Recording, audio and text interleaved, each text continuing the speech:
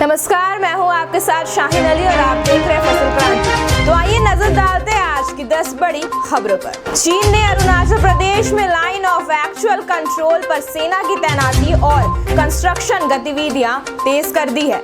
Border के पास चीन ऐसे गांव बना रहा है जो सैन्य गतिविधियों के लिए भी इस्तेमाल किए जा सकते हैं।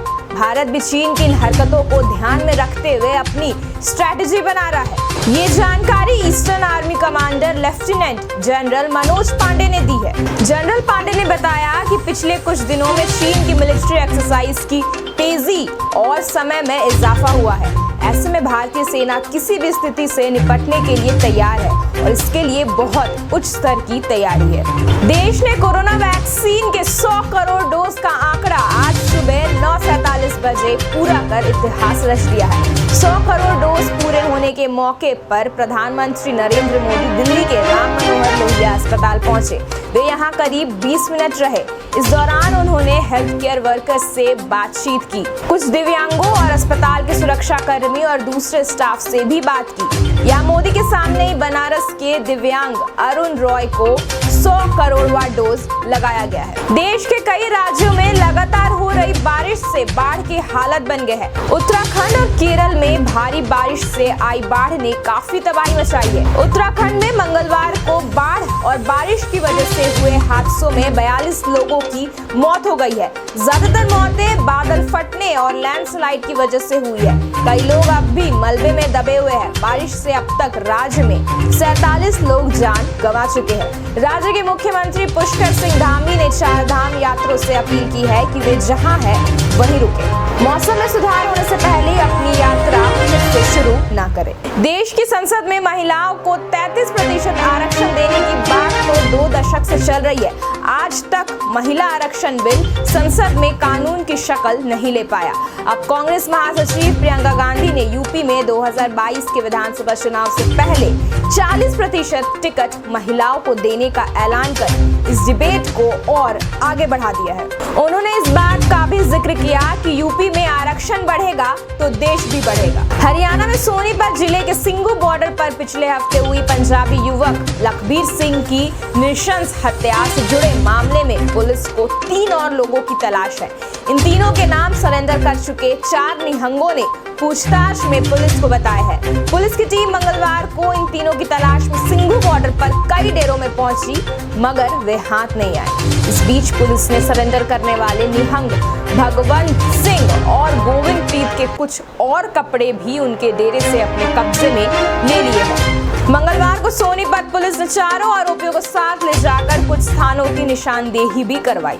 अब रुक करते हैं कृषि विभाग से जुड़ी कुछ खबरों की ओर। सुप्रीम कोर्ट ने दिल्ली में प्रदर्शन कर रहे किसानों को एक बार फिर फटकार लगाई है। कोर्ट ने कहा है कि किसानों का प्रदर्शन अधिकार है, लेकिन वे इस तरह अनिश्चित समय के लिए सड़कें जाम नहीं कर सकते। सुप्रीम कोर्ट ने दिल्ली की सीमाओं से किसानों को हटाने की अर्जी की सुनवाई करते हुए गुरुवार को ये टिप्पणी की। Justice SK. कौल और सी.टी. रविकुमार की बेंच ने कहा कि कुछ समाधान तो तलाशना पड़ेगा।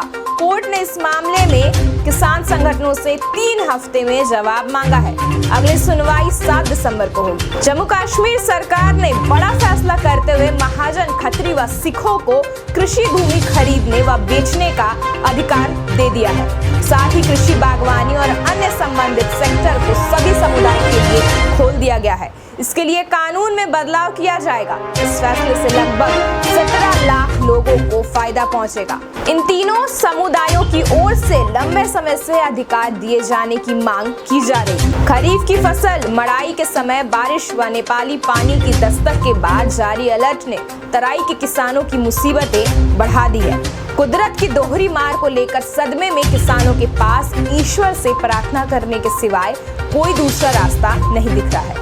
मंगलवार को प्रशासन के अलर्ट जारी करने के बाद से तराई में हाहाकार मच गया है। अब नजर डालते हैं खेल जगत और बॉलीवुड से जुड़ी कुछ खबरों की ओर। T20 वर्ल्ड कप में भारत ने ऑस्ट्रेलिया को 8 विकेट से हरा दिया है। वहीं अब पाकिस्तान व इंडिया के बीच होने वाली महामुकाबला मैच में सबकी नजरें टिकी रहेगी। अंत में आपको बता दें, बुधवार को ड्रग्स केस में याचिका खारिज होने के बाद जेल में बंद आर्यन खान से मिलने उनके पिता और अभिनेता शाहरुख खान मुंबई की ऑर्थर रोड जेल पहुंचे पहुंचे थे। शाहरुख ने जेल में तकरीबन 18 मिनट बिताए और इस दौरान पिता और पुत्र के बीच इंटरकॉम पर 10 मिनट तक बात हुई।